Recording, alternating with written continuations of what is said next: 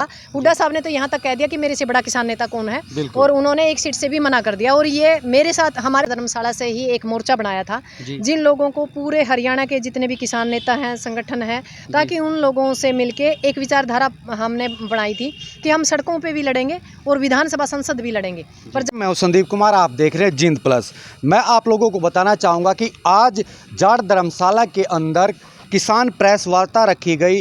हमारे साथ में है डॉक्टर किम नैन। आइए इनसे जानते हैं क्या कारण था कि आज इन लोगों को प्रेस वार्ता करनी पड़ी। जी नमस्कार मैम। नमस्कार जी।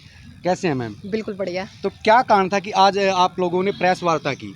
आज हमारी जो प्रेस वार्ता थी ये इसलिए थी कि जो हमारी लगातार हमारे जो अब 5 तारीख को हमारे विधानसभा का जो इलेक्शन आने वाला है, इसके ऊपर भारतीय किसान मजदूर मोर्चा ने यहाँ जाट धर्मशाला से ही एक मोर्चा बनाया था, जिन लोगों को पूरे हरियाणा के जितने भी किसान नेता हैं, संगठन हैं, ताकि उन लोगों से मिलके एक विचारधारा हमने बनाई थी कि हम सड़कों पे भी लड़ेंगे और विधानसभा संसद भी लड़ेंगे। पर जब बड़ी लड़ाई थी तो हमें बैकअप करना पड़ा था, पर अब विधानसभा की लड़ाई है और हमने सभी पार्टियों का ये है कि हमने सभी पार्टियों को एक निमंत्रण दिया था कि हमें टिकटों के लिए बुलाया जाए, हमारे साथ बातचीत की जाए, क्योंकि विपक्ष की भूमिका हम लोगों ने निभाई है। पर धीरे धीरे क्या हुआ कि कांग्रेस ने उस चीज़ को बिल्कुल सरे से दरकिनार कर दिया। उन लोगों ने कहा, हुड्डा साहब ने तो यहाँ तक कह दिया कि मेरे से बड़ा किसान नेता कौन है, और उन्होंने एक सीट से भी मना कर दिया। और ये मेरे साथ, हमारे साथ नहीं, भारतीय किसान मजदूर मोर्चा, ये गुरनाम भी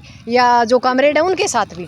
उसके बाद क्या हुआ कि अब हमने ये सोचा है कि हम भारतीय किसान मजदूर मोर्चे के हिसाब से अब 10 से 20 या 7-8 सीटों पे जहाँ हमें ये लगेगा कि हम सीटें निकाल सकते हैं तो हम लड़ेंगे, क्योंकि हमारी मजबूरी है। हम लगातार सड़कों पे लड़ लड़ के थक चुके हैं और इसमें पैसा वेस्ट, समय वेस्ट और जो एनर्जी है वो वेस्ट हो रही है। और एक चीज़ हमें समझ में आ गई कि कलम की ताकत कहाँ, संसद और विधानसभा में, ताकि जो गलत कानून बने हम उनको वहीं रोकें।